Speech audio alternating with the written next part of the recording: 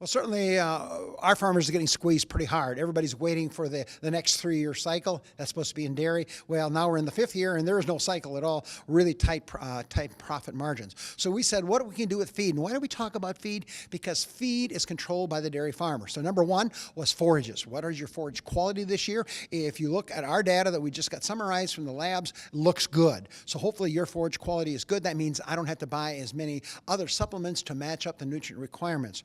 Number two, we looked at factors that drive components. Here in the Midwest, we're paid for pounds of fat, pounds of protein, and so how do I adjust rations to maximize my components, which actually builds my milk check? Thirdly, we looked at such things as number of heifers on the farm. Heifers used to be a profit center, meaning that you could get a good heifer $2,500, $2,000 to raise her, so I could actually sell heifers and still make some money. Today, unfortunately, that's not true. Heifers are down around $1,000, $1,200, and so the costs are still there, if not slightly higher, and they eat a lot of feed, and of course, you lose value. So the question is, you got to right size the number of heifers for your farm.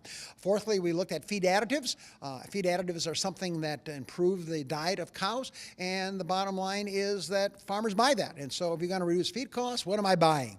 And I'm buying feed additives, and so sometimes we pull those out to save a dime and lose a quarter as far as that goes. And then finally, what are some of the real feed measurements? It's a dairy business. For example, cost per pound of dry matter, 10 cents. Cost per hundredweight of milk, under $6. We could be looking at income over feed costs.